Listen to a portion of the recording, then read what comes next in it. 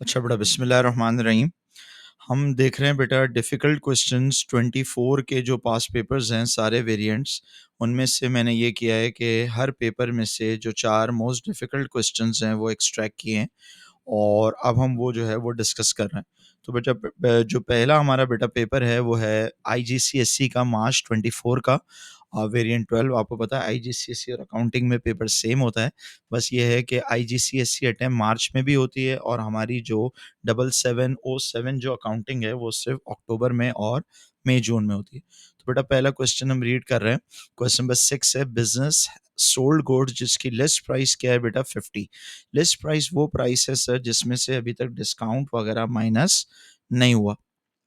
और वो कह रहा है टर्म्स ऑफ द ट्रेड क्या है कि ट्रेड डिस्काउंट मिलेगा when more than 20 items are purchase 10%। सही, अगर आप बेटा एक साथ 20 से ज़्यादा यूनिट बाय करेंगे तो आपको डिस्काउंट दिया जाएगा 10%। और अगर आप टाइम पे पैसे देंगे विद इन 30 डेज तो कितना डिस्काउंट होगा 4%। How much was receive in full settlement from a customer who bought 25 items. तो अब इसने क्या 20 से ज़्यादा यूनिट खरीदे? बिल्कुल। तो क्या वो ट्रेड डिस्काउंट के लिए एलिजिबल है? बिल्कुल सर एलिजिबल है। And paid after 35 days. अगर वो बेटा 35 डेज के बाद दे रहा है तो विद इन 30 डेज तो नहीं दे रहा, तो वो कैश डिस्काउंट के लिए तो एलिजिबल नहीं है। सिर्फ किसके लिए एलिजिबल है? ट्रेड डिस्काउंट के लिए। तो अगर आप देखो लिस्ट प्राइस वो प्राइस है जिसमें से अभी तक ट्रेड डिस्काउंट माइनस नहीं हुआ, जो कि कितनी है बेटा $50। तो $50 पे हम लगाएंगे 10% का डिस्काउंट। तो $50 पे या तो 10% लगाएं तो ये आ जाएगा 5। 50 में से 5 माइनस करेंगे तो कितना आ जाएगा 45। तो बेटा आफ्टर ट्रेड डिस्काउंट हम एक यूनिट कितने में सेल करेंगे? 45 में सेल करेंगे। सही है जी। ये जो 45 में हम एक यूनिट सेल कर रहे हैं, तो कस्टमर ने कितने यूनिट खरीदे हैं? 25 यूनिट खरीदे हैं। तो 45 पर यूनिट आ रहा है बेटा आफ्टर डिस्काउंट, उसको मल्टीप्लाई कर देंगे 25 आइटम्स से। तो कितने में बेटा हम गुड्स बाय कर रहे हैं या कस्टमर हमसे सेल कर रहा है? हम उससे उसको सेल कर रहे हैं, वो हमसे कितने में बाय कर रहा है? 1125। तो क्या उसको हम कैश डिस्काउंट देंगे? नहीं देंगे, क्योंकि उसने हमें विद इन 30 डेज पेमेंट नहीं की। तो आंसर कितना होगा? 1125। और सर अगर आंसर तो ये हो गया, अगर वो विद इन 30 डेज पैसे दे देता तो हम उसको जो डिस्काउंट देते वो 50 इंटू 25 पे देते या 1125 पे फर्दर डिस्काउंट देते। तो याद रखो बेटा ट्रेड डिस्काउंट माइनस करने के बाद जो अमाउंट बच गया, ये वो अमाउंट है जिस पे सेल्स या परचेज रिकॉर्ड हो रही है और इस पे अब हम देते हैं 4% डिस्काउंट। तो 1125 का अगर हम 4% लगा लें तो ये आएगा 45। 1125 में से 45 फर्दर माइनस करेंगे तो 1080 जो आता वो आता बेटा आफ्टर कैश डिस्काउंट। सही है ना, 4% माइनस करके। बहरहाल हमने जो है वो बताना है after trade discount, cash discount नहीं बताना। अगर बताना होता तो फिर इसमें से 4% माइनस करते, फिर आ जाता एक्चुअल अमाउंट पेड। तो अभी आंसर आ रहा है सी। कह रहा है बेटा नेक्स्ट क्वेश्चन देखें, the total of the trial balance did not agree. आपको पता है ट्रायल बैलेंस जब भी एग्री नहीं होता तो हम सस्पेंस अकाउंट खोलते हैं, इन्होंने ओपन कर दिया।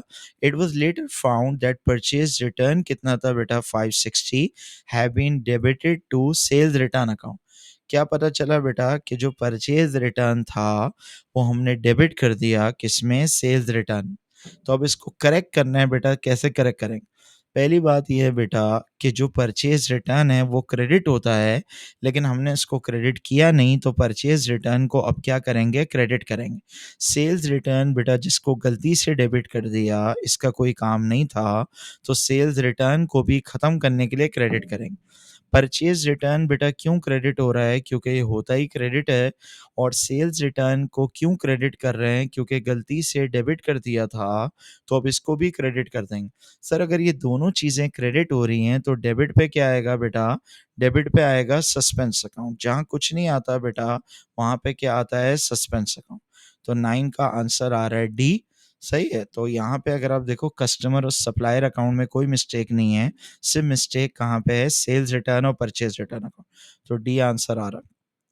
क्वेश्चन नंबर 11 पे जाते हैं बेटा। Collins cash book showed a debit balance of 2134 in the bank column. बेटा कैश बुक के हिसाब से अगर डेबिट बैलेंस आ रहा है तो ये पॉजिटिव बैंक बैलेंस होगा। When Colin compared his cash book with his bank statement he discovered the following. अगर आप देखो तीन एरर्स हैं। What was the closing balance shown on his bank statement. तो आपको बेटा balance as per bank statement निकालना है। अगर आपको याद हो बेटा कि हमने एक टॉपिक पढ़ा था BRS, याद है, बैंक रिकंसिलिएशन स्टेटमेंट। BRS को बेटा सॉल्व करने के हमारे पास दो तरीके होते हैं।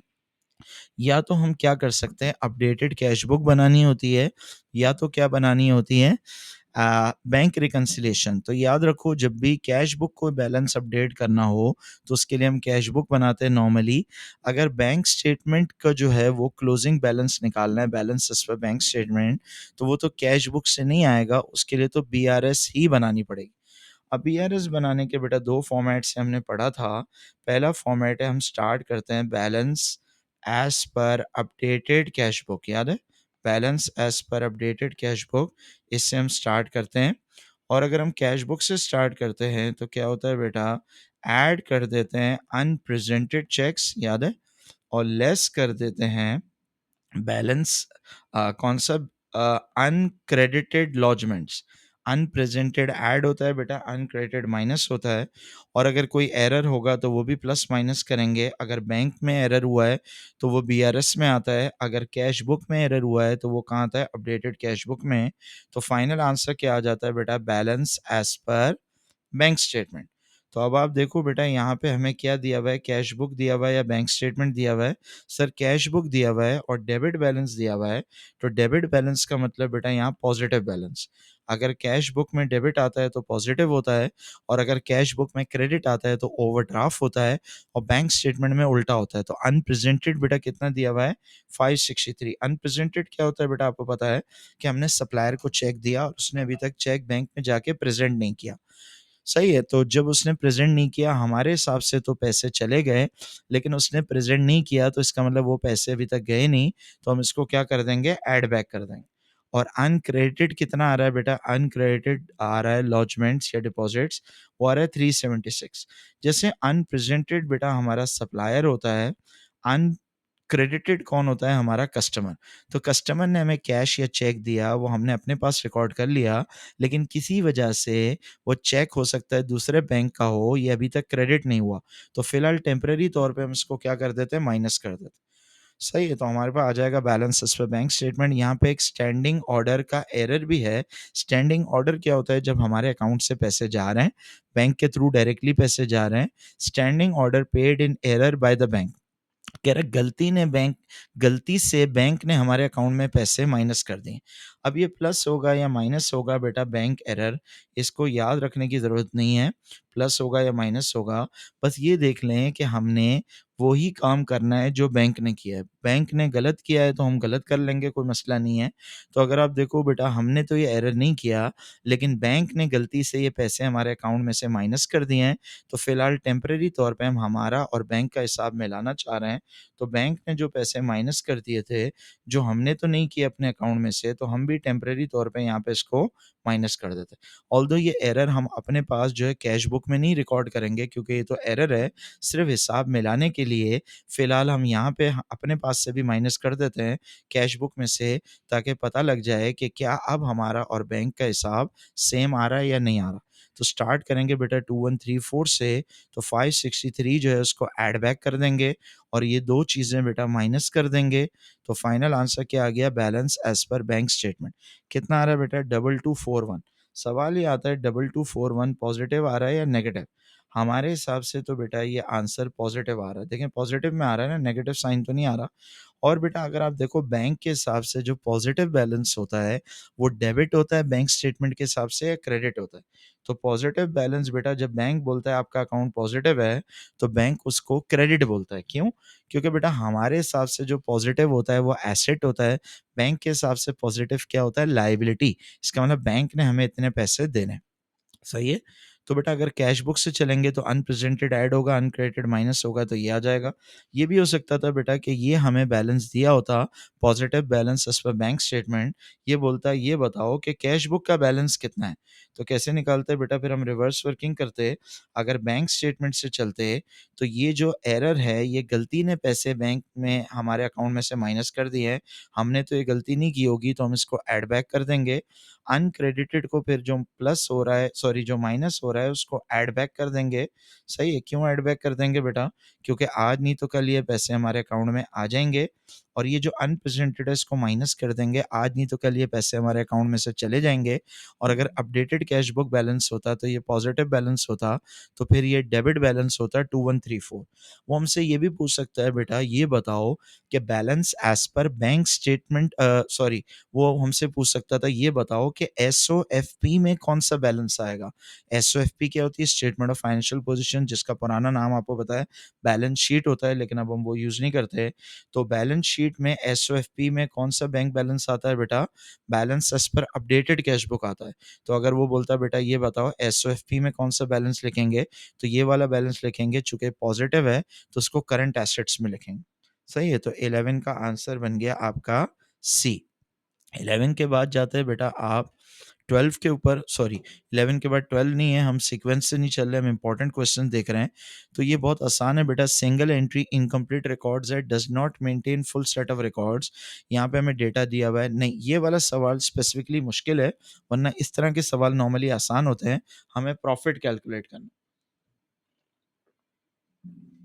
तो अगर आपको याद हो बेटा हमने पहले भी इस तरह के सवाल किए हैं। अब देखें होता ये है कि प्रॉफिट कैलकुलेट करने का एक तरीका तो ये है बेटा कि आप क्या करें, आप जो है इनकम स्टेटमेंट बनाएं, लेकिन यहाँ तो इनकम स्टेटमेंट का कोई डेटा दिया हुआ नहीं है।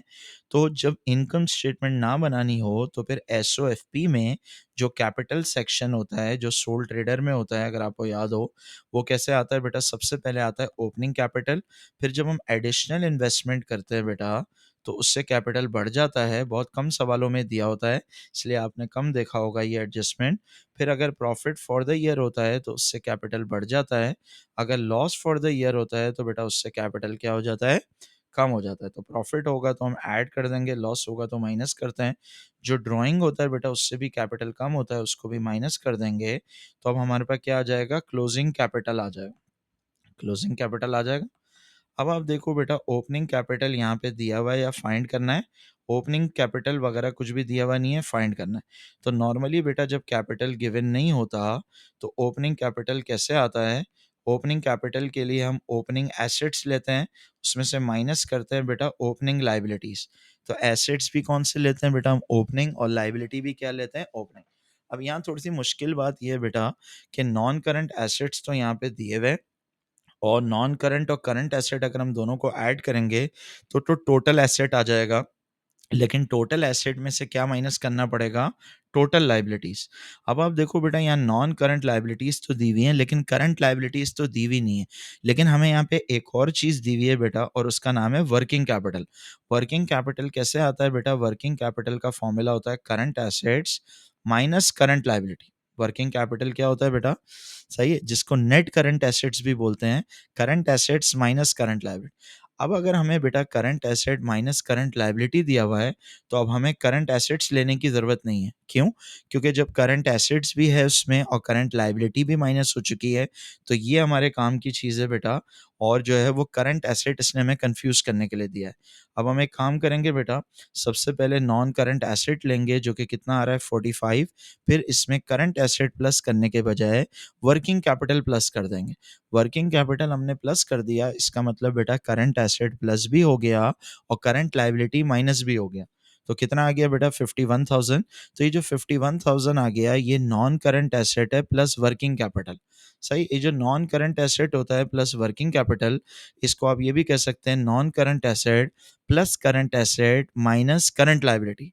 तो ये जो अभी तक का आंसर आया बेटा, इसको आप कैपिटल एम्प्लॉयड भी बोल सकते हैं। सही, कैपिटल एम्प्लॉयड क्या होता है?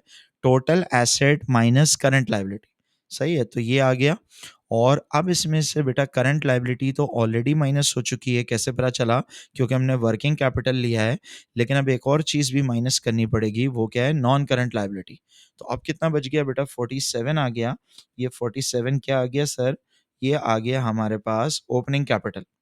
बाज़ औक़ात कन्फ्यूज़ करने के लिए कैपिटल की जगह एक और भी नाम यूज़ करता है और वो होता है नेट एसेट्स। क्या नाम होता है?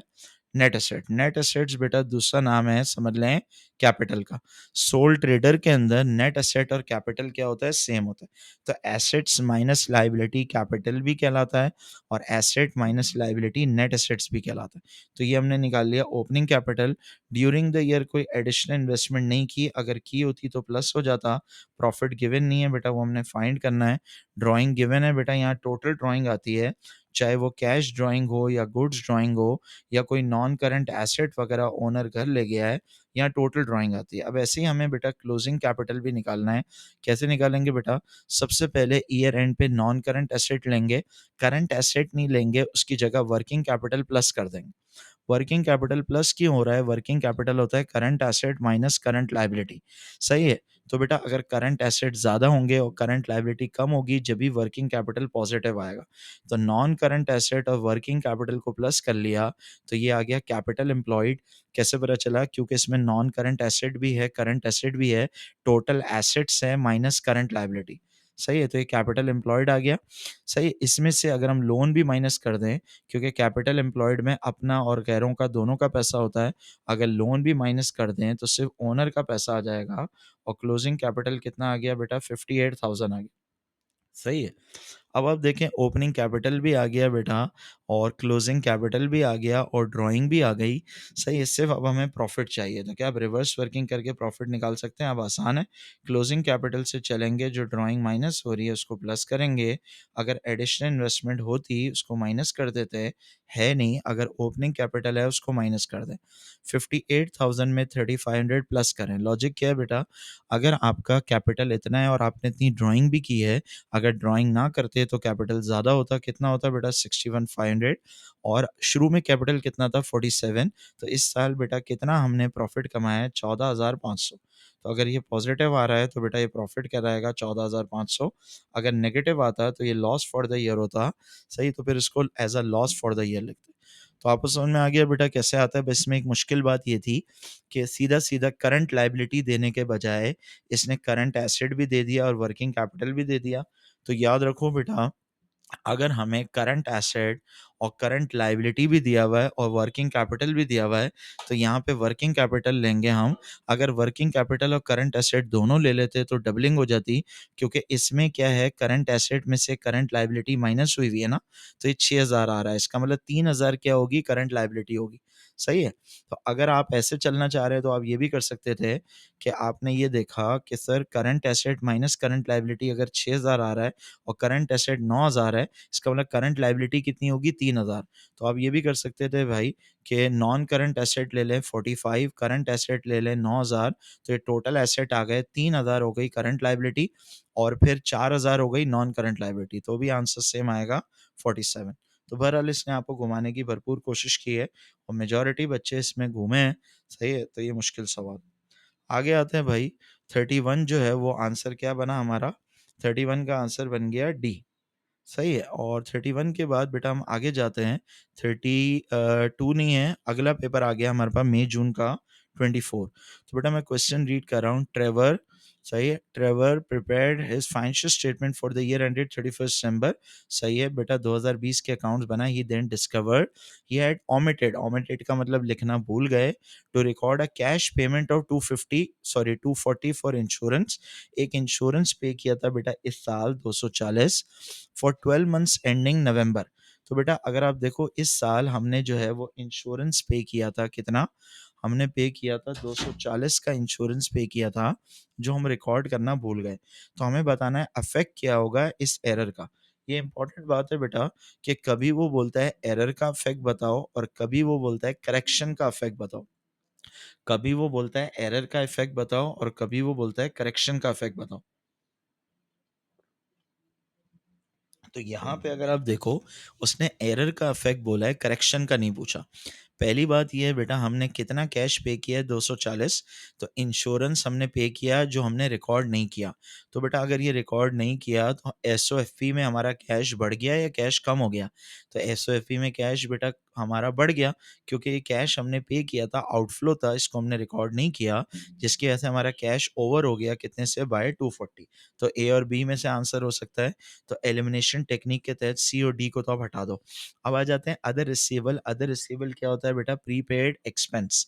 सही। अदर रिसीवेबल क्या होता है? Prepaid expense. अब देखो बेटा, इस साल हमने इंश्योरेंस पे कितना किया है? हमने पे किया है बेटा इंश्योरेंस 240। सही है। लेकिन अगर आप देखो कब से कब तक का पे कर दिया है, 12 महीने का पे किया है और नवंबर तक का भर दिया। नवंबर मतलब हमारा ईयर एंड हो रहा है 2020 में, लेकिन हमने 21 का भर दिया, 11 महीने तक का एक्स्ट्रा भर दिया। मतलब अगर लेट सपोज आप ये अज्यूम करें कि अगर नवंबर तक का भरा है, तो कब से कब तक का भरा होगा? नवंबर के बाद क्या आता है? दिसंबर 2020। तो समझ लें आज 1 दिसंबर है और हमने सोचा न्यू ईयर आने से पहले पहले एक महीना पहले हम नई गाड़ी ले लेते हैं। तो हमने गाड़ी का इंश्योरेंस करा लिया, फॉर एग्जांपल $240 पूरे साल का। सही है।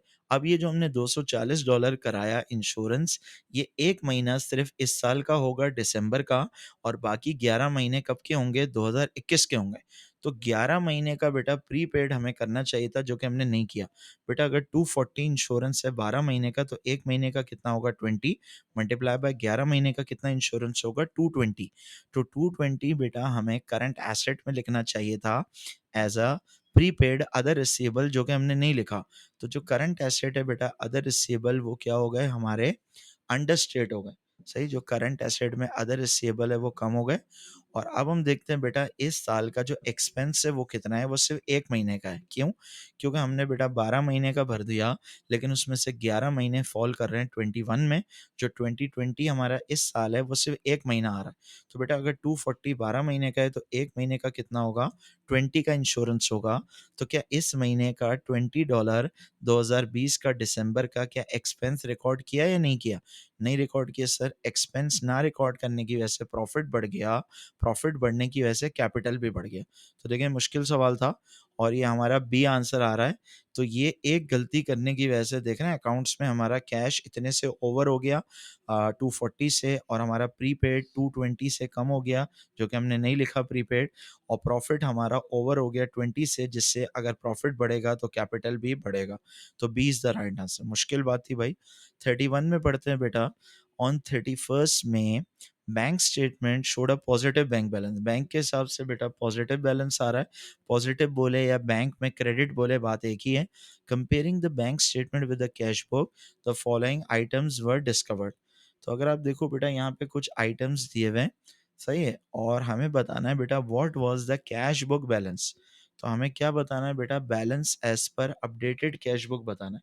क्या बताना है? Balance as per updated cash book. तो कैसे बनेगा बेटा? इसके लिए हम क्या करेंगे? तो अब आप देखें भाई क्या करेंगे, हमने जो है वो balance as per updated cash book निकालना है। तो इसके लिए हम बनाएंगे बेटा BRS, याद है? तो चाहे तो सॉल्व करके कर लें, वैसे तो आपको आता ही है कैसे करते हैं। तो अब हमने क्या करना है बेटा? रिवर्स वर्किंग करनी है। तो अगर हम एक ही फॉर्मेट रखें ज़हन में ताकि हमें कन्फ्यूजन ना हो, तो हम नॉर्मली स्टार्ट किससे करते हैं बेटा? Balance as per updated cash book, और उसमें ऐड कर देते हैं क्या चीज़? अनप्रेजेंटेड चेक्स, याद है? पहले भी पढ़ा है हमने। लेस कर देते हैं अनक्रेडिटेड लॉजमेंट्स। तो फाइनल आंसर क्या आ जाता है? Balance as per bank statement.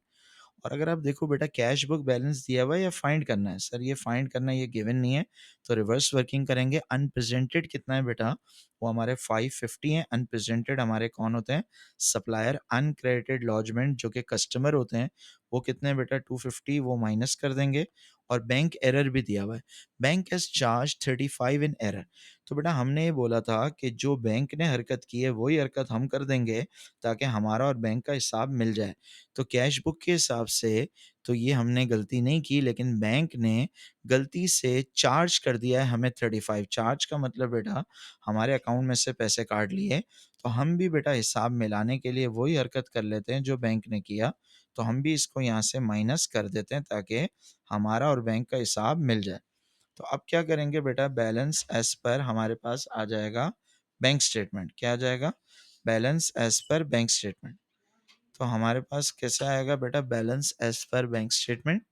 अब हमें जो है बैंक स्टेटमेंट बल्कि गिवन है वो हमें निकालना नहीं है। कितना गिवन है बेटा? 1790 पॉजिटिव गिवन है।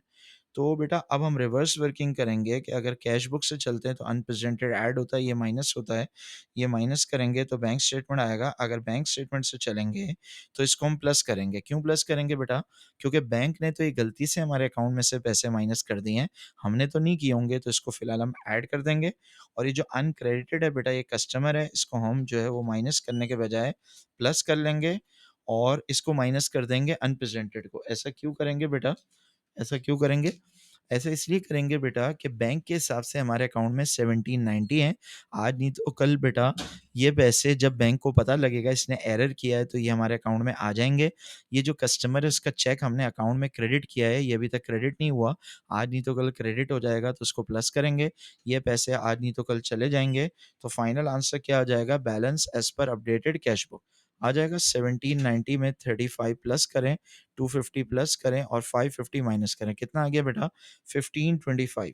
तो balance as per updated cash book जो है वो पॉज़िटिव आ रहा है, वो आ रहा है 1525। तो हमारे हिसाब से पॉज़िटिव जो होता है वो डेबिट होता है और बैंक के हिसाब से बेटा जो पॉज़िटिव होता है, ये क्रेडिट बैलेंस होता है। सही, लेकिन ये पॉज़िटिव है इसलिए इसको हम पॉज़िटिव लिखते हैं। बोलते क्रेडिट है लेकिन लिखते पॉज़िटिव है। सही है, तो अगर वो आपसे ये बोलता है इधर कैश बुक बैलेंस के बजाय ये बताओ बैलेंस एज़ पर अ, एसओएफपी क्या होगा? स्टेटमेंट ऑफ फाइनेंशियल पोजीशन में भी ये बैलेंस आता है 1525, तो C is the right answer. I hope आपको बात समझ में आ गई बेटा, सी आंसर आ रहा है। 26 पे जाते हैं बेटा। क्लब आ गया। The AB sports club runs a cafe for the use of its members. The treasurer prepared draft financial statement which showed a deficit of 700। क्या कह रहा है बेटा? ट्रेजरर ने एक ड्राफ्ट अकाउंट्स बनाए हैं जिसमें डेफिसिट आ रहा है। सही, डेफिसिट का मतलब बेटा लॉस की जगह यहाँ पे इनकम एंड एक्सपेंडिचर अकाउंट जो बनाते हैं उसमें डेफिसिट लिखते हैं और प्रॉफिट की जगह सरप्लस लिखते हैं और यहाँ अक्यूमुलेटेड फंड दिया हुआ है। अक्यूमुलेटेड फंड क्या होता है बेटा? क्लब अकाउंट्स में नॉट फॉर प्रॉफिट में हम जो है वो कैपिटल वर्ड यूज नहीं करते। कैपिटल की जगह यहाँ पे क्या होता है? यहाँ पे होता है अक्यूमुलेटेड फंड। कैपिटल की जगह क्या होता है? Accumulated fund. अब हमने क्या किया बेटा? हमने ये किया, क्लोजिंग इन्वेंट्री जो है, जो कैफ़े की थी उसको ओवर वैल्यू कर दिया बाय 50। क्या कह रहा है? क्लोजिंग इन्वेंट्री को बढ़ा दिया। तो हमने बताना है बेटा ये जो डेफिसिट था लॉस फॉर द ईयर और जो अक्यूमुलेटेड फंड था ये कितना होगा after the inventory has been corrected. तो ये इंपॉर्टेंट है बेटा कि एरर का इफेक्ट पूछ रहा है या करेक्शन का इफेक्ट पूछ रहा है। तो करेक्शन पूछ रहा है। तो बेटा हमने क्लोजिंग इन्वेंट्री को क्या कर दिया था? ओवर कर दिया था। अब क्लोजिंग को कम करेंगे। याद रखो बेटा क्लोजिंग इन्वेंट्री और प्रॉफिट का आपस में डायरेक्ट रिश्ता है। क्लोजिंग बढ़ेगी तो प्रॉफिट बढ़ जाएगा, क्लोजिंग कम होगी तो प्रॉफिट कम हो जाएगा। तो हमने क्लोजिंग को बढ़ा दिया था तो प्रॉफिट बढ़ गया था, अब प्रॉफिट को कम करेंगे। सर जब प्रॉफिट कम होगा तो हमारा जो है वो प्रॉफिट को कम करना है। अच्छा, अब एक सवाल यहाँ पे ये भी आता है सर, ये कैफ़े का जो प्रॉफिट या लॉस है वो तो कैफ़े की इनकम स्टेटमेंट में आता है, लेकिन यहाँ तो डेफ़िसिट आ रहा है और पता नहीं आपके ज़हन में सवाल आया नहीं, लेकिन ये भी एक सवाल बनता है लॉजिकल। तो सर ये तो जो डेफ़िसिट होता है, ये तो इनकम एंड एक्सपेंडिचर में आता है, फिर इन्वेंटरी कैसे अफ़ेक्ट करेगी इनकम एंड एक्सपेंडिचर अकाउंट में? क्योंकि वहाँ तो इन्वेंटरी आती नहीं है। अगर ये सवाल आपके ज़हन में है जो कि होना चाहिए, उसका जवाब ये है सर कि जो कैफ़े का फाइनल प्रॉफ़िट या लॉस होता है, वो फाइनली कहाँ जाता है? वो इनकम एंड एक्सपेंडिचर अकाउंट में जाता है, सही है? तो हमने बेटा इन्वेंटरी बढ़ा दी थी, इससे प्रॉफ़िट बढ़ गया था, अब प्रॉफ़िट को कम करेंगे। अगर प्रॉफ़िट को बेटा हम कम करेंगे, तो यहाँ तो प्रॉफ़िट तो है नहीं, यहाँ तो लॉस है। तो बेटा जब प्रॉफ़िट को कम करेंगे, प्रॉफ़िट बढ़ गया था ना, प्रॉफ़िट कम करेंगे तो उससे हमारा अगर लॉस है तो लॉस और बढ़ जाएगा। अगर प्रॉफ़िट होता तो कम कर देते, अगर ऑलरेडी लॉस है तो लॉस और बढ़ जाएगा। तो डेफ़िसिट कितना हो जाएगा बेटा? 750 हो जाएगा। दूसरी बात हमने इन्वेंट्री को क्या कर दिया था बेटा? इन्वेंट्री को तो हमने क्या किया बेटा कि इन्वेंट्री को ओवर वैल्यू कर दिया। अब इन्वेंट्री क्या होती है बेटा? हमारा एसेट, एसेट को अगर हमने बढ़ा दिया क्लोजिंग में, तो एसेट बढ़ने से हमारा कैपिटल बढ़ गया।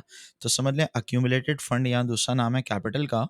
तो चूँकि हमारा एसेट बढ़ गया था, तो हमारा कैपिटल भी क्या हो गया था? बढ़ गया था। तो अब हम कैपिटल को क्या करेंगे बेटा? कम करेंगे। सही है? और कैपिटल जो 4600 था वो हो जाएगा 4550। तो C would be the right answer. सही है जी, थोड़ा-सा मुश्किल था, कॉन्सेप्चुअल सवाल था। सी आंसर है।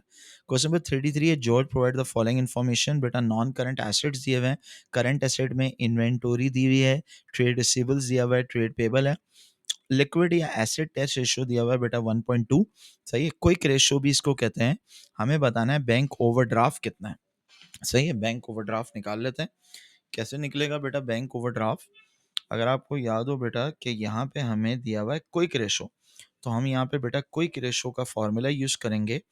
क्विक रेशो का फॉर्मूला याद है?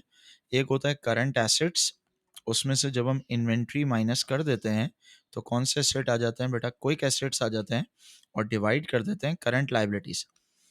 तो बेटा हमें ओवरड्राफ्ट नहीं दिया, वो हमने फाइंड करना है। क्विक रेशो है 1.2, तो इसका मतलब बेटा हमारे क्विक एसेट्स 1.2 हैं as compare to current liability. तो यहाँ पे हमने क्या करना है, जो करंट एसेट होते हैं उसमें से इन्वेंट्री हटा देनी है। तो अब आप देखो करंट एसेट में दो ही चीज़ें, इन्वेंट्री और रिसीवेबल। अगर इन्वेंट्री हट गई इन दोनों में से तो बचा क्या? सिर्फ रिसीवेबल। या तो हम ये भी कर सकते थे, पहले इन दोनों को ऐड कर लें, तो 12 और 18 कितना हो जाएगा बेटा? 30 हो जाएगा। सही है। फिर 30 में से हमने क्या करना है बेटा? इन्वेंट्री को हटा देना है 12 को, तो बचेगा कितना? 18। इसके लिए मैं ये मिसाल देता हूँ कि आपने अपने दो दोस्तों को अपने घर पे इनवाइट किया, ए और बी। जब दोनों आ गए तो आपने ए को बोला यू आर नॉट इनवाइटेड, आप निकल लो, शाबाश। तो भाई उसको बुलाते ही नहीं बेचारे को, इतना दूर से वो आया, सिर्फ बी को बुला लेते। सही है। तो दोनों को ऐड करके एक हटा दें, तो या तो फिर सिर्फ रिसीवेबल ले लें, बात एक ही है। और बेटा करंट लाइबिलिटी को हम एक्स कर देंगे। क्यों एक्स कर देंगे?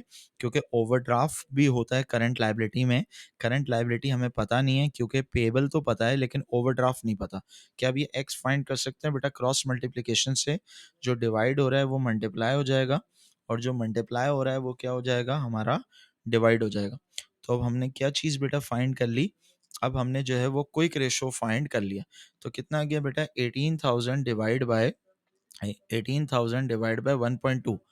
तो 18,000 को डिवाइड बाय 1.2 कर दें तो कितना आ जाएगा बेटा? 15,000। ये 15,000 बेटा ओवरड्राफ्ट नहीं है, ये 15,000 है हमारे पास क्या चीज़? ये 15,000 है बेटा हमारे पास करंट लाइबिलिटीज। तो करंट लाइबिलिटी में बेटा दो चीज़ें हैं, एक हमारा ओवरड्राफ्ट भी है और एक पेबल भी है। तो अगर करंट लाइबिलिटी में से हम पेबल माइनस कर देंगे तो ओवरड्राफ्ट आ जाएगा 7,000।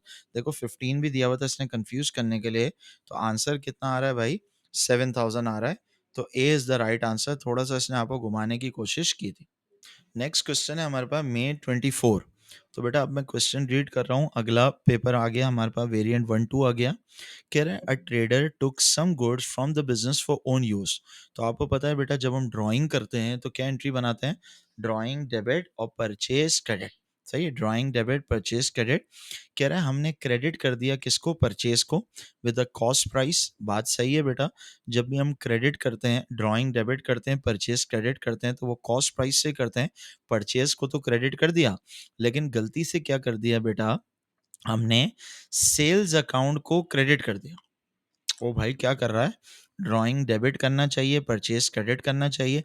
ड्राइंग को डेबिट नहीं किया, बल्कि क्या कर दिया? परचेज को क्रेडिट तो कर दिया, लेकिन ड्राइंग को डेबिट करने के बजाय सेल्स को क्रेडिट कर दिया। तो बेटा वैसे तो मैं इसको डायरेक्टली भी सॉल्व कर सकता हूँ, लेकिन एक टेक्निक है जो शायद आपको पता हो, और वो है ओ ई सी टेक्निक। यहाँ पे हम यूज़ कर लेते हैं। OEC क्या होता है बेटा? ओरिजिनल, एरर और करेक्शन। जब भी एग्जाम में कोई एरर आपको मुश्किल लगे और इसकी करेक्शन करनी हो, तो ये OEC आप फॉर्मूला यूज़ कर सकते हैं। ओ का मतलब ओरिजिनल। सही, ये वो नहीं है एरर ऑफ ओरिजिनल एंट्री। ओ का मतलब बेटा एंट्री बननी क्या चाहिए थी? ओरिजिनली।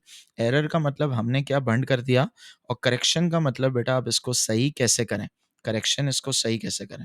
अब हम देखते हैं बेटा इस सवाल में एंट्री क्या बननी चाहिए थी, बताओ। एंट्री बननी चाहिए थी ड्राइंग डेबिट होनी चाहिए थी, क्योंकि ड्राइंग का नेचर डेबिट होता है। और परचेज क्या होनी चाहिए थी? क्रेडिट। तो याद रखो बेटा, जब भी हम ड्राइंग करते हैं गुड्स की तो हम ये एंट्री बनाते हैं, और जब भी हम ड्राइंग करते हैं वो कॉस्ट प्राइस पे करते हैं, सेलिंग प्राइस पे नहीं करते। हम दूसरे को तो बेवकूफ़ बना सकते हैं कि यार ये गुड्स बहुत अच्छी हैं, पूरी मार्केट में ऐसी गुड्स आपको मिलेंगी नहीं, लेकिन अपने आप को बेवकूफ़ नहीं बना सकते। तो जब हम अपने बिजनेस में से गुड्स निकालेंगे तो वो कॉस्ट प्राइस पे निकालेंगे। हमने क्या एरर किया बेटा? हमने परचेज को तो क्रेडिट किया है, वो कह रहा है ये तो हमने काम सही किया है, कम से कम इतना परचेज को क्रेडिट कर दिया, लेकिन हमने ड्राइंग को डेबिट नहीं किया। बल्कि सेल्स को भी क्रेडिट कर दिया। दोनों चीज़ें बेटा क्रेडिट कर दी और सेल्स को कितने से क्रेडिट कर दिया? 300 से। सही है, डेबिट नहीं किया, दोनों चीज़ें हमने क्रेडिट कर दी। अब करेक्शन कैसे करें? पहली बात बेटा, ड्राइंग को डेबिट करना चाहिए। क्या हमने ड्राइंग को डेबिट किया? नहीं किया। तो क्या अब ड्राइंग को डेबिट करना पड़ेगा? बिल्कुल करना पड़ेगा। तो करेक्शन में क्या करेंगे बेटा अब हम ड्राइंग अकाउंट को डेबिट कर देंगे। सही है, जो कि बनता है ड्राइंग को डेबिट करना कितने से? 200 से। अब सवाल ये आता है, परचेज़ को क्रेडिट करना चाहिए था? बिल्कुल करना चाहिए था। क्या हमने भी किया? बिल्कुल किया। सर क्या सेल्स को क्रेडिट करने का कोई काम था? नहीं सर, सेल्स का तो कोई काम ही नहीं है। तो अब सेल्स को क्या कर देंगे? डेबिट कर देंगे जितने से क्रेडिट किया। सर अगर ये दोनों चीज़ें डेबिट पे आ रही हैं तो क्रेडिट पे क्या आएगा? सर जहाँ कुछ नहीं आता वहाँ पे सस्पेंस होता है। जहाँ कुछ नहीं आता वहाँ पे क्या आता है? सस्पेंस। तो अब हम सस्पेंस को क्रेडिट कर देंगे कितने से? 500 से। जितना बेटा डेबिट हुआ है उतना ही क्रेडिट होना चाहिए ना। तो सस्पेंस क्रेडिट हो जाएगा कितने से बेटा? 500 से। तो बताएं भाई कौन सी एंट्री है? ड्राइंग डेबिट हो रहा है, सही है, और सेल्स भी डेबिट हो रहा है, सस्पेंस क्रेडिट हो रहा है। देखें थोड़ी सी मुश्किल बात थी। तो आंसर क्या बन गया हमारा? बी बन गया। रिपीट करें भाई, ड्राइंग डेबिट क्यों कर रहे हैं? क्योंकि ड्राइंग तो होती ही डेबिट है। सेल्स को क्यों डेबिट कर रहे हैं? क्योंकि गलती से क्रेडिट किया था। और सस्पेंस जहाँ कुछ नहीं आता वहाँ पे क्या आता है? सस्पेंस। तो B is the right answer. I hope आपको जो है वो एरर्स जो है वो समझ में आ रहे हैं। 9 के बाद बेटा अगला सवाल जो मुश्किल है वो है 11। कौन सा है? बीआरएस। बैंक स्टेटमेंट के हिसाब से बेटा क्रेडिट बैलेंस आ रहा है 280। बैंक अगर क्रेडिट बैलेंस बता रहा है तो पॉजिटिव बैलेंस होता है। अनप्रेजेंटेड कितना आ रहा है बेटा? 312। और ये एक स्टैंडिंग ऑर्डर है 20, incorrectly entered as 22 on the bank statement. ये बैंक एरर है। तो हमने बताना है बेटा what was the balance in the bank column of the cash book. तो कैश बुक का बैलेंस बनाना है। तो सिंपली बेटा यहाँ पे कौन सा हम यूज करेंगे फॉर्मेट? बीआरएस। तो याद रखो बेटा, सिर्फ कैश बुक को अपडेट करना होगा। तो वो फिर जो है वो बीआरएस से भी आ सकता है अपडेटेड कैश बुक, और वो अपडेटेड कैश बुक से भी आ सकता है, बीआरएस से भी आ सकता है। लेकिन जब भी हमें एक साइड पे बैंक स्टेटमेंट बैलेंस दिया होगा तो फिर अपडेटेड कैश बुक नहीं बन सकती, फिर हमें बीआरएस बनानी पड़ेगी। बीआरएस का फॉर्मेट बेटा आप काफ़ी दफ़ा पढ़ चुके हैं। स्टार्ट किससे करते हैं? Balance as per updated cash book से। ऐड करते हैं अनप्रेजेंटेड, सही है, जो कि हमारे सप्लायर होते हैं, लेस करते हैं अनक्रेडिटेड। और फिर एरर भी आ सकता है इसमें। अगर एरर बैंक ने किया है तो यहाँ एडिट करेंगे, यहाँ लिखेंगे, और अगर एरर कैश बुक से हुआ है तो वो कहाँ लिखेंगे? हम अपडेटेड कैश बुक में। तो फाइनल आंसर आ जाएगा balance as per bank statement. तो अगर आप देखो बेटा, यहाँ उल्टा हिसाब किताब है कि कैश बुक बैलेंस दिया हुआ नहीं है, वो फाइंड करना है। और अनप्रेजेंटेड बेटा में दिया हुआ है 312, इसको हम यहाँ ऐड बैक करते हैं। और अनक्रेडिटेड कितना दिया हुआ है बेटा? अनक्रेडिटेड दिया हुआ ही नहीं है, तो उसको छोड़ देते हैं। और एक एरर दिया हुआ है। अब एरर का क्या सीन है बेटा? पढ़ते हैं, प्लस है या माइनस है? कह रहा है बेटा स्टैंडिंग ऑर्डर का मतलब हमारे अकाउंट से पैसे कट रहे हैं। कितने? 20। और इनकरेक्टली बेटा बैंक ने कितने पैसे काट दिए हमारे अकाउंट से? 22। सवाल ये आता है हमने कितने पैसे बेटा बैंक में से माइनस किए होंगे स्टैंडिंग ऑर्डर के? 20। लेकिन चूंकि बैंक ने 22 माइनस किए हैं, तो फिलहाल हमारा और बैंक का हिसाब मिलाने के लिए हम भी $2 यहाँ पे माइनस कर देते हैं।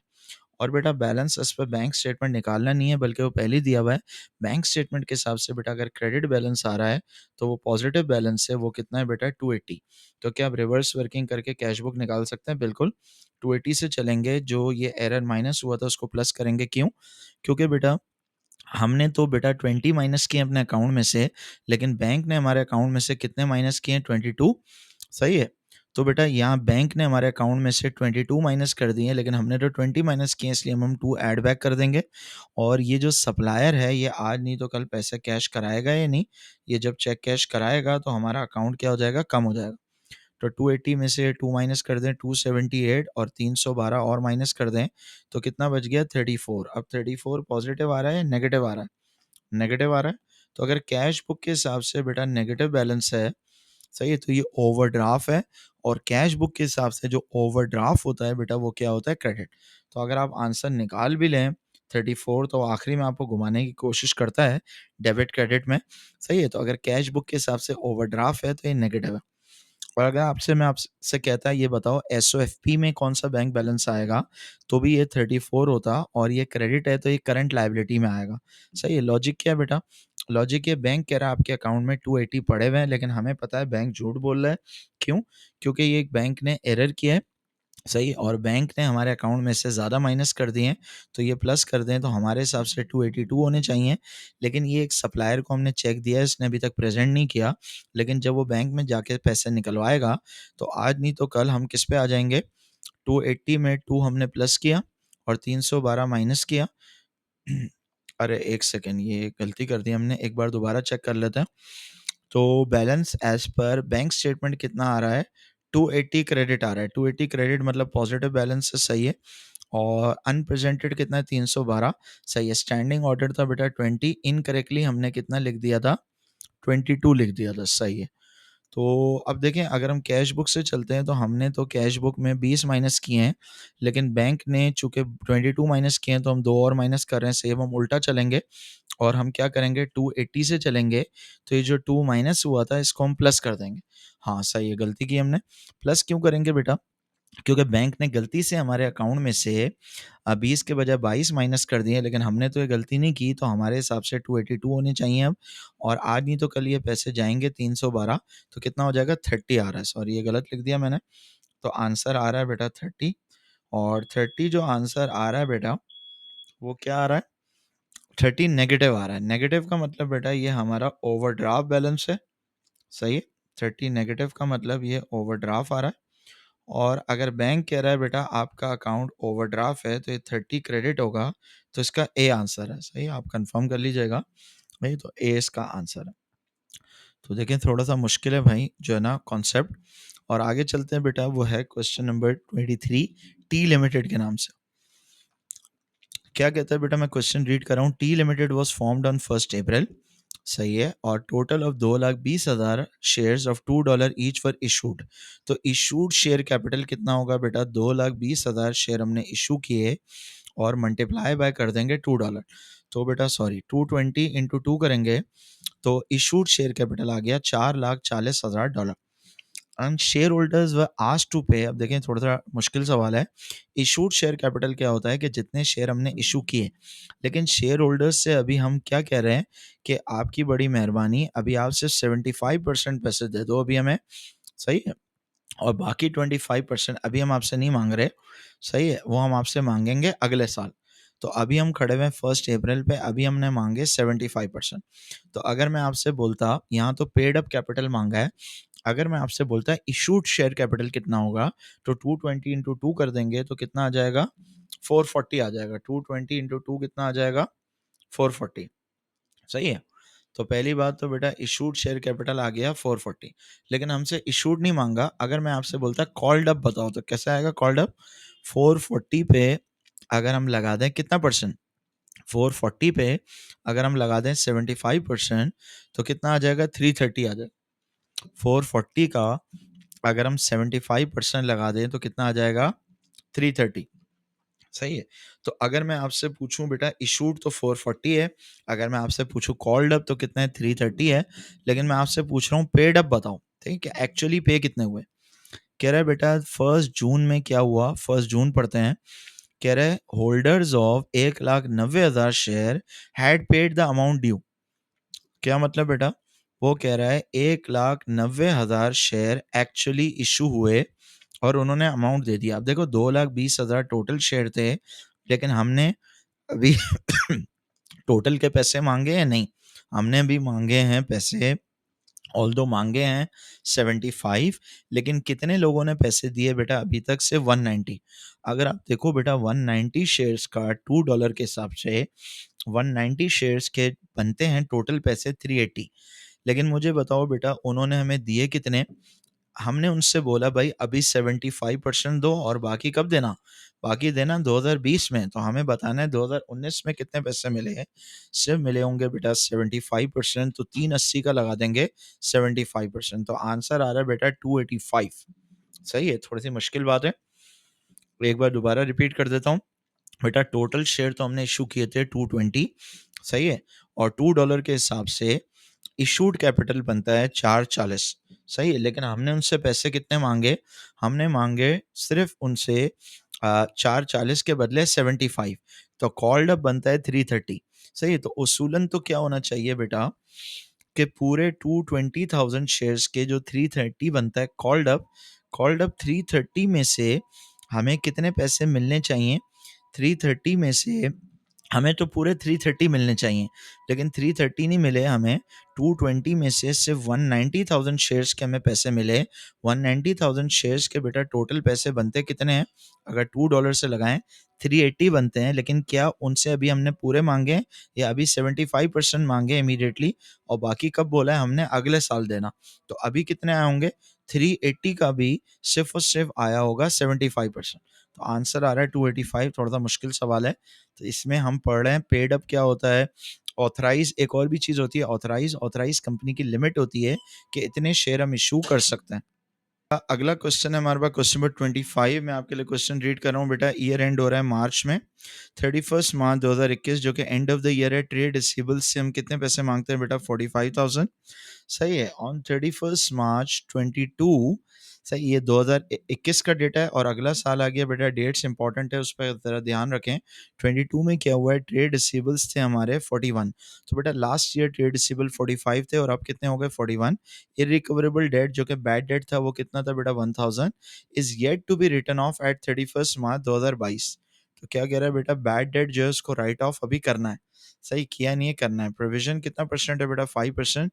What is the effect of the irrecoverable debt and an adjustment to the provision for doubtful debt on the profit for the year? तो हमें बताना है बेटा कि अगर हम ये बैड डेट को राइट ऑफ करते हैं और प्रोविजन भी एडजस्ट करते हैं तो उसका क्या इम्पैक्ट होगा हमारे प्रॉफिट के ऊपर। सही है, तो अभी आसान है, देखते हैं बेटा ये कैसे होगा।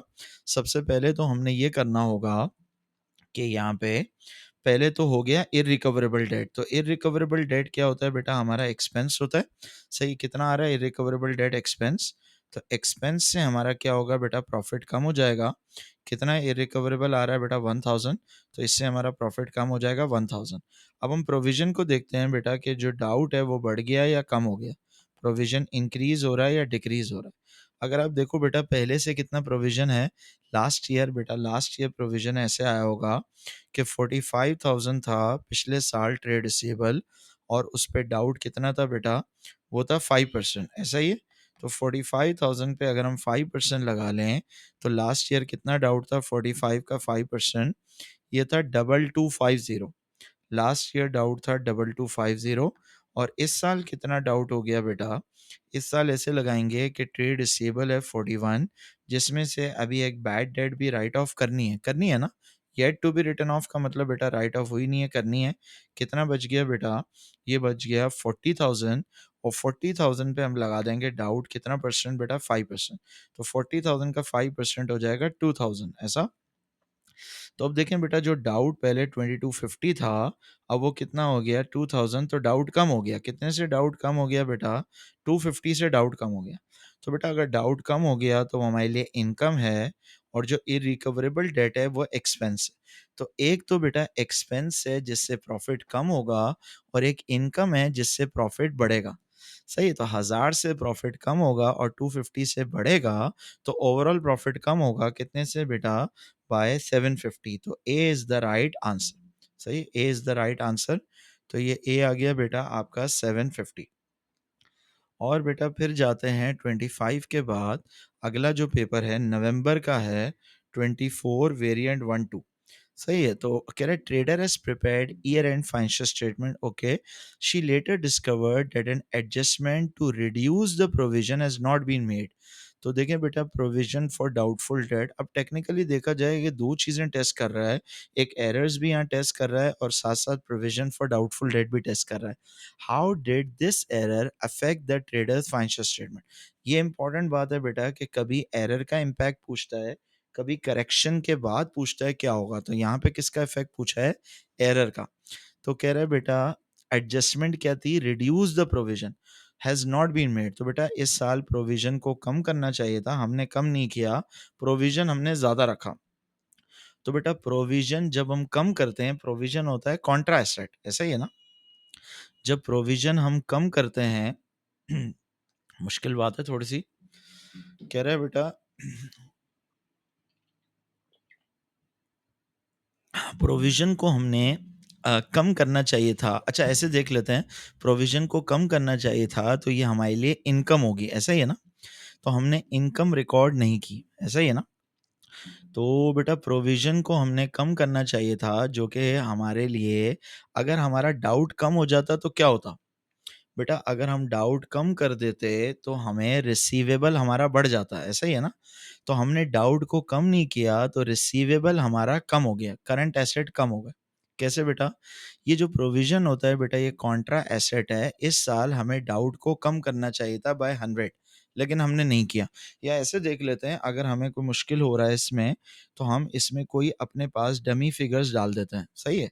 डमी फिगर्स ऐसे डाल देते हैं कि लेट्स सपोज़ हमारा जो ट्रेड रिसीवेबल है, सही है, वो इस साल आ रहा है 10,000। कितना आ रहा है? 10,000, और या 1,000 कर देते हैं, थोड़ा-सा सिंपल रखते हैं। ट्रेड रिसीवेबल 1,000 आ रहा है और प्रोविज़न आ रहा है हमारा पिछले साल का, जो कि आ रहा है 300। कितना प्रोविज़न आ रहा है भाई पिछले साल का? 300 डाउट आ रहा है। और इस साल बेटा हमारा डाउट फॉर एग्ज़ाम्पल कम हो गया, और कितना हो गया हमारा डाउट? 200 हो गया। ऐसा ही है ना?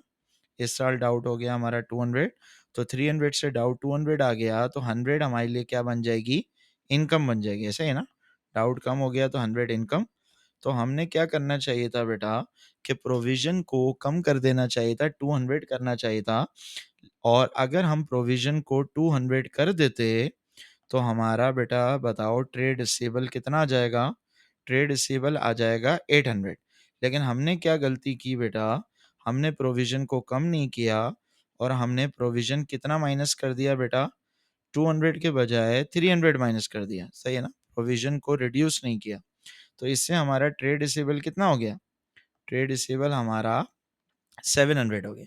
तो अगर हम डाउट कम कर देते तो ट्रेड रिसीवेबल 800 हो जाता, सही है? लेकिन हमारा डाउट हमने कम नहीं किया, डाउट ज़्यादा लिखा हमने, तो हमारा रिसीवेबल बढ़ गया, सही है? तो रिसीवेबल ओवर हो गया, सही है ना? रिसीवेबल ओवर आ रहा है यहाँ पे।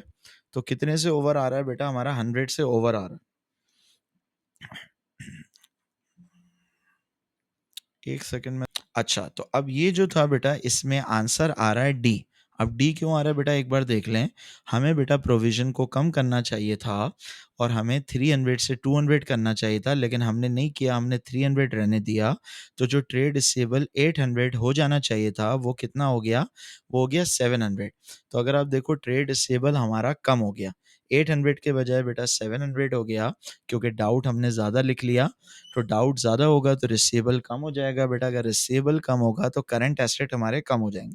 और आपको पता है, अगर हम डाउट को कम कर देते तो ये हमारे लिए इनकम होती, लेकिन हमने इनकम कम रिकॉर्ड की। इनकम कम रिकॉर्ड करने से हमारा प्रॉफ़िट कम हो गया, और प्रॉफ़िट कम होने से बेटा हमारा कैपिटल भी क्या हो गया? कम हो गया। प्रॉफ़िट कम होने से हमारा कैपिटल भी कम हो गया, तो D is the right answer.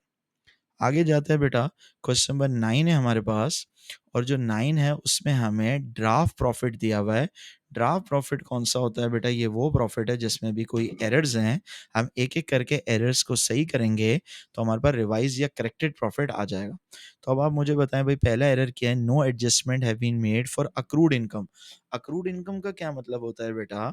कि हमने किसी को सर्विसेज दे दी, जैसे प्रॉपर्टी अपनी जगह रेंट पे दे दी, लेकिन उसने अभी तक हमें रेंट नहीं दिया, हमारे टेनेंट ने, किराएदार ने। तो ये रेंट बेटा अभी मिला नहीं, तो क्या हो गया? ये रेंट हमने कमा तो लिया या नहीं लिया? बिल्कुल सर, अर्न तो कर लिया, तो हम इसको ऐड कर देंगे। आपको पता है अक्रूड जो है वो ईयर एंड पे प्लस होता है, चाहे अक्रूड एक्सपेंस हो या अक्रूड इनकम हो। ईयर एंड पे हम अक्रूड को प्लस कर देते हैं, एक्सपेंस में भी और इनकम में भी। अब ये इनकम प्लस हो रही है तो हमारा प्रॉफिट बढ़ जाएगा। हाँ, अगर अक्रूड एक्सपेंस होता तो एक्सपेंस बढ़ जाता, तो हमारा प्रॉफिट कम हो जाता। कैरेज इनवर्ड जो था 250, उसको हमने रिकॉर्ड कर लिया एज अ कैरेज आउटवर्ड। याद रखो बेटा, कैरेज इनवर्ड हो या आउटवर्ड हो, दोनों हमारे लिए एक तरीके की कॉस्ट है। वो अलग बात है कि कैरेज इनवर्ड को हम ऊपर शो करते हैं कॉस्ट ऑफ सेल में, ग्रॉस प्रॉफिट से पहले, और कैरेज आउटवर्ड को नीचे शो करते हैं हम एक्सपेंसेस में। लेकिन बहरहाल ओवरऑल जो प्रॉफिट फॉर द ईयर है, उस पर कोई इफेक्ट नहीं पड़ेगा। हाँ, अगर वो कहता है ग्रॉस प्रॉफिट पे क्या इफ़ेक्ट होगा, तो फिर ग्रॉस प्रॉफिट पे इफ़ेक्ट पड़ सकता है इससे, कैरेज इनवर्ड से। सही है, क्योंकि कैरेज इनवर्ड हमारा ऊपर आना चाहिए, सही, हमने गलती से नीचे लिख दिया, तो जब उसको ऊपर लिखेंगे तो कॉस्ट ऑफ सेल बढ़ेगी, कॉस्ट ऑफ सेल बढ़ेगी तो ग्रॉस प्रॉफिट हमारा कम हो जाएगा, सही है, लेकिन नेट प्रॉफिट पे कोई इफेक्ट नहीं पड़ता, चाहे कैरेज इनवर्ड में लिखें या आउटवर्ड में लिखें। Increase in provision for doubtful debt have been treated as an addition to gross profit. आपको पता है बेटा, जब डाउट बढ़ जाता है तो हमारे लिए इनकम नहीं होता, बल्कि वो हमारे लिए एक्सपेंस होता है। जी, वो एक्सपेंस होता है, इंक्रीज इन प्रोविजन, लेकिन हमने उसको ट्रीट किया एज एन इनकम। कैसे पता चला हमने इनकम ट्रीट किया है? क्योंकि ग्रॉस प्रॉफिट में हम एडिशन क्या लिखते हैं, ऐड क्या करते हैं, अदर इनकम।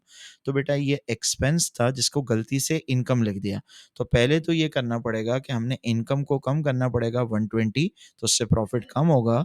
दूसरी बात, इसको एज एन एक्सपेंस लिखेंगे तो उससे प्रॉफिट और कम होगा। तो 2 दफ़ा बेटा प्रॉफिट को कम करेंगे तो कितना प्रॉफिट आ जाएगा? 32260।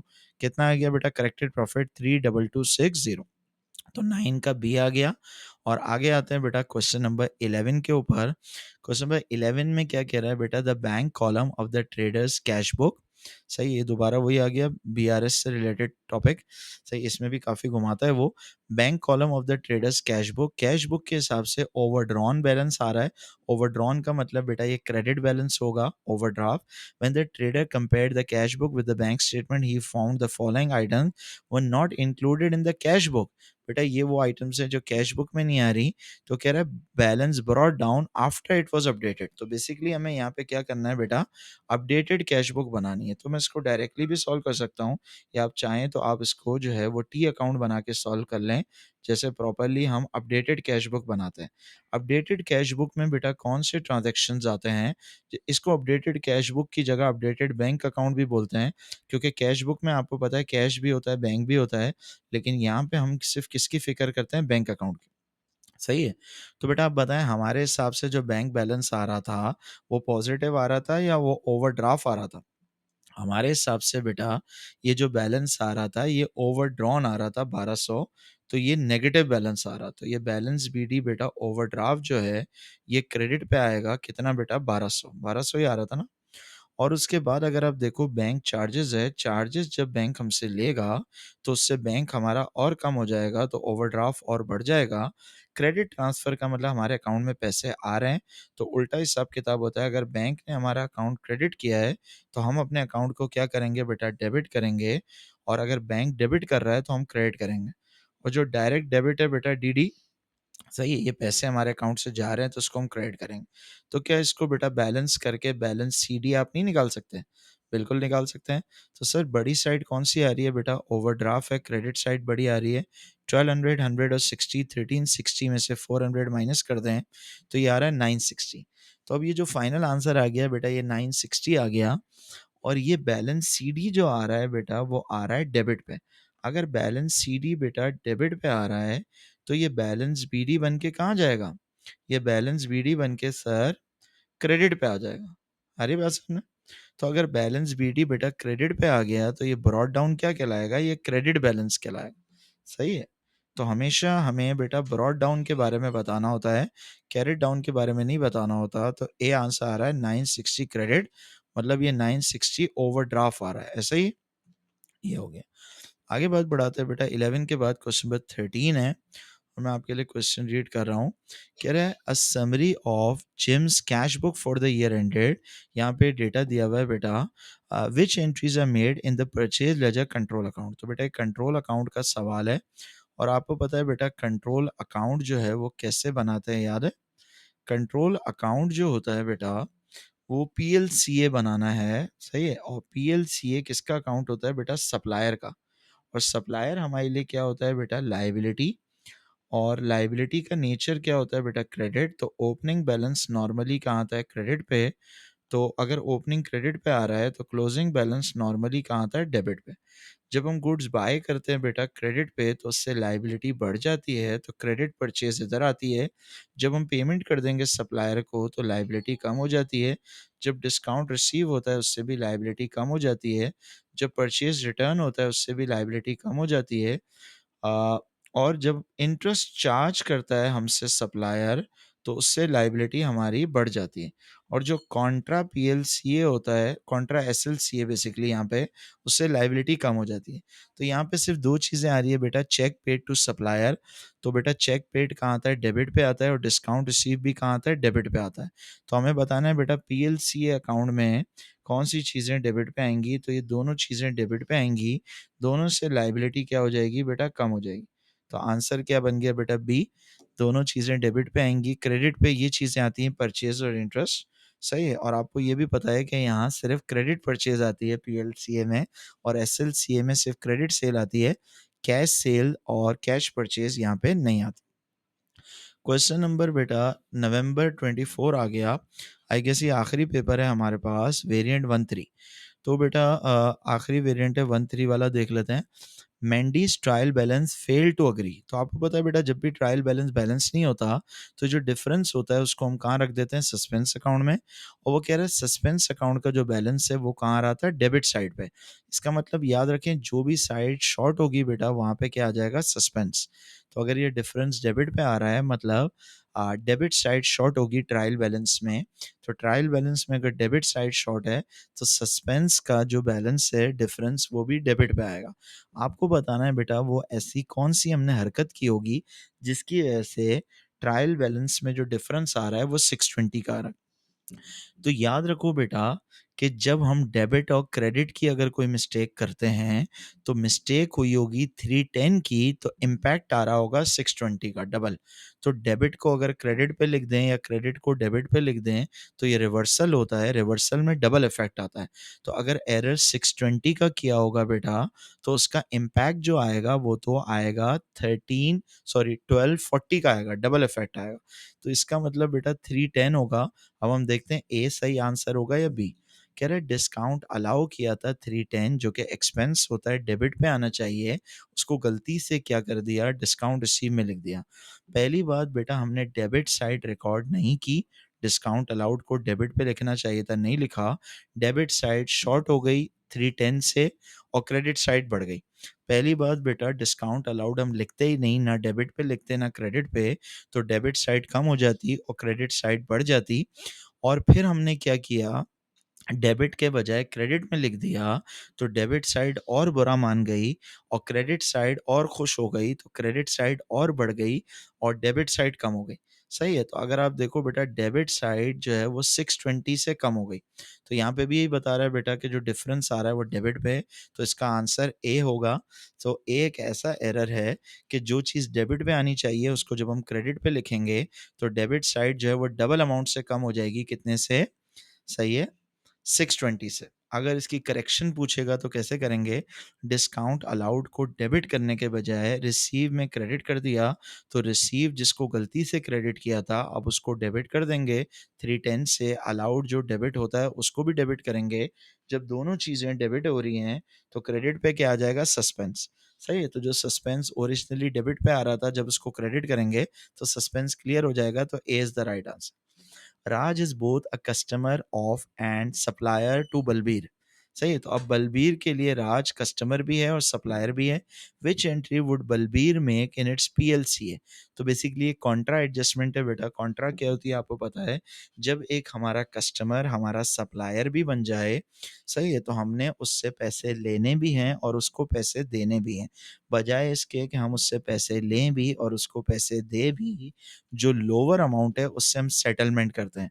तो अगर आप देखो बेटा, राज का अकाउंट बलबीर के सेल्स लेजर में हम बलबीर हैं, तो बेटा हमने राज से पैसे लेने कितने? 300। और बेटा परचेज लेजर में उसका अमाउंट आ रहा है 100। इसका मतलब बेटा हमने राज को देने 100 है और उससे लेने 300 है। तो याद रखो, जब हम एडजस्टमेंट करते हैं तो डिफरेंस से नहीं करते बल्कि लोअर अमाउंट से करते हैं। लोअर अमाउंट कौन सा है? 300 या 100? लोअर अमाउंट है बेटा 100। तो हम 100 से एंट्री बनाएंगे। क्या एंट्री बनाएंगे सर? पीएलसीए डेबिट। पीएलसीए बेटा लाइबिलिटी का अकाउंट होता है। लाइबिलिटी भी कम होगी और एसेट भी कम होगा। लाइबिलिटी को कम करने के लिए बेटा डेबिट, और एसएलसीए एसेट को कम करने के लिए क्रेडिट। लाइबिलिटी को कम करने के लिए डेबिट और एसएलसीए क्रेडिट। तो सी आंसर आ रहा है, लाइबिलिटी को कम कर रहे हैं डेबिट। सही है। सेकंड लास्ट क्वेश्चन बेटा, सेकंड लास्ट क्वेश्चन में क्या कहता है बेटा वो हमें, on 1st January 23rd 23 cat paid, ये भी मुश्किल सवाल है, Kate paid 400 for a 2 year maintenance contract.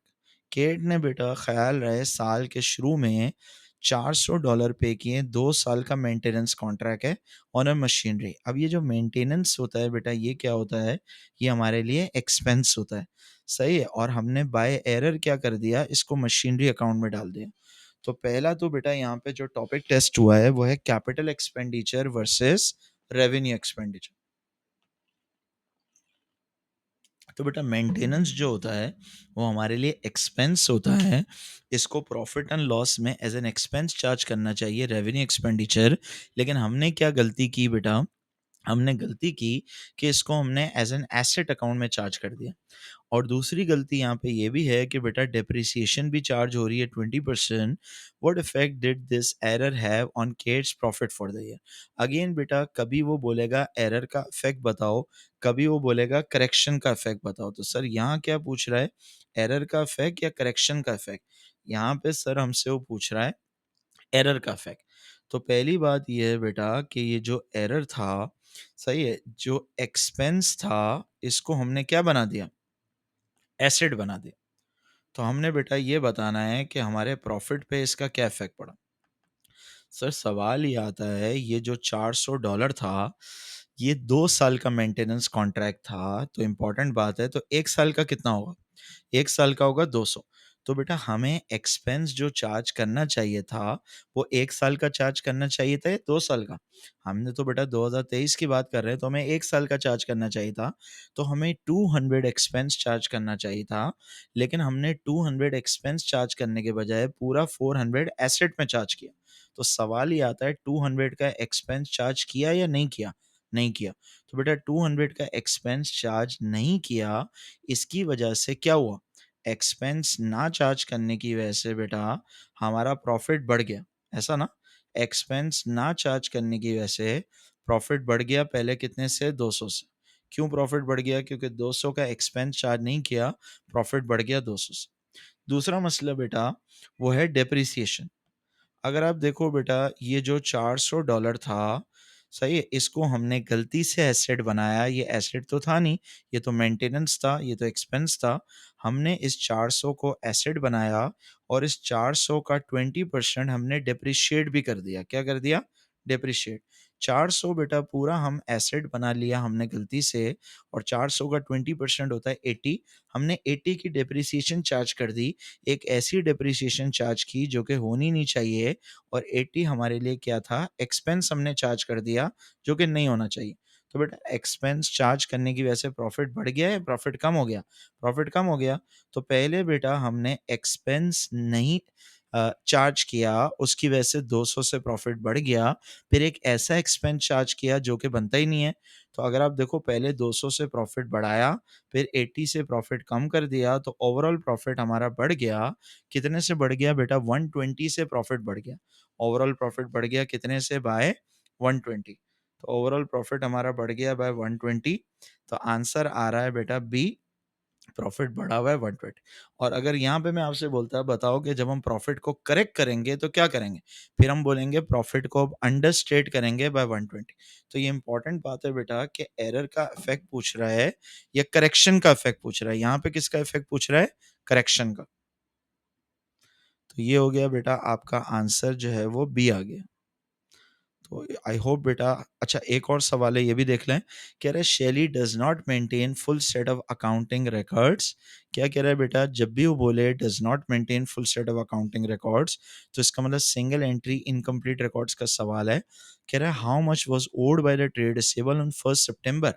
हमें बताना है बेटा साल के शुरू में, अगर आप देखो ईयर एंड कब हो रहा है, अगस्त 2023, तो स्टार्ट कब हो रहा होगा, अगस्त के बाद आता है सितंबर 2022। तो बेसिकली बेटा हमने यहाँ पे क्या बनाना है, हमने यहाँ पे SLCA बनाना है और हमें ओपनिंग बैलेंस कैलकुलेट करना है। कैसे करेंगे बेटा, आसान है, SLCA बनाना आता है आपको। SLCA सर किसका अकाउंट होता है, ये हमारा ट्रेड रिसीवेबल का अकाउंट होता है। ट्रेड रिसीवेबल हमारे लिए क्या होते हैं बेटा, एसेट होते हैं या लाइबिलिटी, ये एसेट होता है, तो नॉर्मली बैलेंस बीडी कहाँ आएगा? डेबिट पे। तो क्लोजिंग बेटा कहाँ आएगा? क्रेडिट पे। जब हम सेल्स करते हैं क्रेडिट पे तो उससे डेटर बढ़ जाता है, जब पेमेंट आ जाएगी कस्टमर से तो डेटर कम हो जाएगा। ओपनिंग बैलेंस बेटा दिया हुआ है या फाइंड करना है? सर ओपनिंग तो फाइंड करना है। और अगर आप देखें सेल्स कितनी है बेटा? 97,500, लेकिन वो कह रहा है 80% क्रेडिट है। तो आपको पता है एसएलसीए में सिर्फ क्रेडिट सेल आती है बेटा, कैश सेल नहीं आती। तो क्रेडिट सेल कितनी आ गई बेटा? 78,000 आ गई। क्रेडिट सेल कितनी आ गई? 78,000 आ गई। ये लिख देंगे, सेल से डेटर बढ़ेगा। अमाउंट रिसीव फ्रॉम डेटर कितना है बेटा? 71,500, वो क्रेडिट पे आ जाएगा। सही है। और क्लोजिंग बैलेंस भी बेटा दिया हुआ है हमें, ये दिया हुआ है। और भी चीज़ें इसमें आ सकती हैं, जैसे डिस्काउंट अलाउड होता है वो क्रेडिट पे आता है, इर्रिकवरेबल डेट होता है वो भी क्रेडिट पे आता है, सेल्स रिटर्न होता है वो भी क्रेडिट पे आता है। प्रोविज़न यहाँ पे आता नहीं है बेटा। इंटरेस्ट जब हम चार्ज करते हैं अपने कस्टमर से तो वो डेबिट पे आता है। तो क्या इसको हम सॉल्व करके, और अगर कॉन्ट्रा होगा तो वो भी क्रेडिट पे आएगा।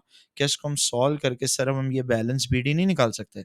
बिल्कुल। अगर आप देखें बड़ी साइड कौन-सी आ रही है क्रेडिट, 71,500 में 14,000 प्लस कर दें और इसमें से माइनस कर दें 78, तो कितना आ गया बेटा? 7,500। तो B is the correct answer. सही है। ओपनिंग बैलेंस बेटा बताना था, तो ये ओपनिंग बैलेंस आ गया। तो हमने यहाँ पे एसएलसीए यूज़ करना था ओपनिंग बैलेंस फाइंड करने के लिए। तो बेटा B is the right answer. तो आई होप बेटा आपको जो है वो इस क्लास से बेनिफिट हुआ।